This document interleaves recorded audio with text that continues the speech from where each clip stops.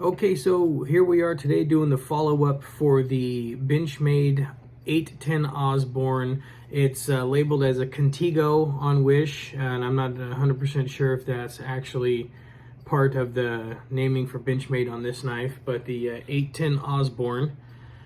Starting off, when I did the initial review on this knife, I had a lot of high hopes for it. I was just coming off the revelation I had about the grip that these unfinished carved handles, the scales, would offer, and that hasn't let me down at all. That grip is phenomenal. But there were some letdowns on this knife that I didn't expect, and you kind of dropped my overall opinion about it. So all in all, I mean, the handle has always felt good in my hand. I never had a problem with that. The clip, though, I did have some issues with. One of the problems I had was just the way you held it. It just felt like this big slick bar right here at the base of your hand, and I never really got over that feeling. It still bugs me trying to use the knife.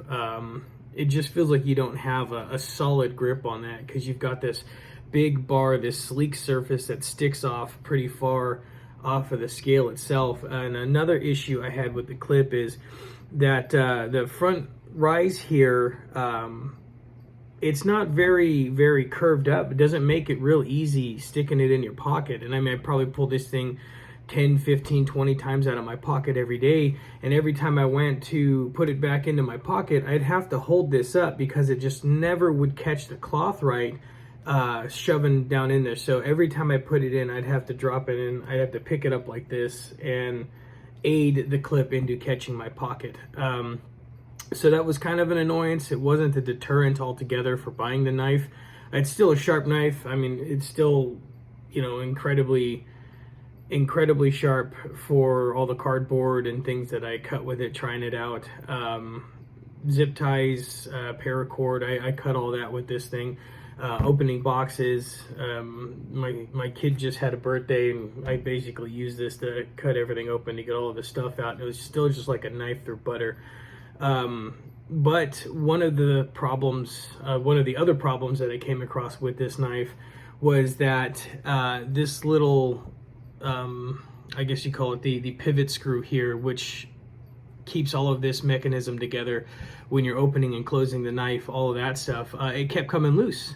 And I had to tighten this 3 different times in the almost 3 weeks that I used this knife. So it's pretty much about once a week I would have to come in and tighten this down. I didn't put any Loctite or anything on it. I just wanted to see how it would perform on its own. But that was a bit of an annoyance. Still, it wouldn't deter me from buying this knife. I mean, if I had a choice with this and some of the other ones that I have reviewed before, I would probably buy this one over most of them. But even now, it's got a fair play of wobble. I'm getting ready to, if I wasn't getting ready to put it in a box and pull out another knife to test, I would be probably getting ready to tighten this down again and add some Loctite in there just to keep that screw in place. Then the next thing I would jump to would be my concern with the length of the handle and the distance of the axis lock from the base of the handle. Because when I flick my knives open, I like to have a good grip with the one hand, and this is always right on the edge of just slipping out of my grip. Kind of makes it a little bit frustrating every now and then. You got to pull it out, got to flip it open. You lose your grip on the knife. It twists, does something stupid. But one of the plus sides of that little axis nut always loosening up is it makes it a little easier to flip this in and out when it's loose. So, it's got its good and its bad there. But overall, if I had to give a number, I'd give this knife 7 out of 10. And I would buy it again if it broke, if I had to choose between most of the other knives that I've done already and this one here. I would buy this one again, mostly because that blade on this is super thick. It's got a really good weight to this knife. If I could bend this tip of the clip up further to catch the fabric of my pocket, I'd definitely do that.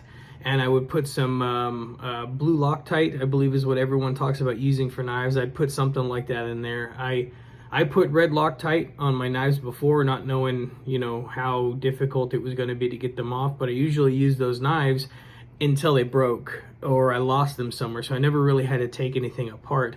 But it's been suggested on videos I was saying to use blue Loctite. So if you are looking at a knife like this and you like the shape, you like the style, and you want to spend like $45 on a decent knife, you could pick this one, tweak it up a little bit. You might even not have a problem like I did with the clip. But 7 out of 10 for the Benchmade 810 Osborne. It's registered, or you know, labeled as a Contigo on Wish with the CPM M310 steel axis lock with the G10 handle, and it would be a Tonto style blade. And that's the descriptions that they gave when I was buying it. I bought it on April 5th is when I paid for it, and it was delivered on April 27th, so 22 days, which is one of the quicker orders that I got from Wish for these clone knives. So, you know, all in all, I'd give it a 7 out of 10, and I would buy it again. All right.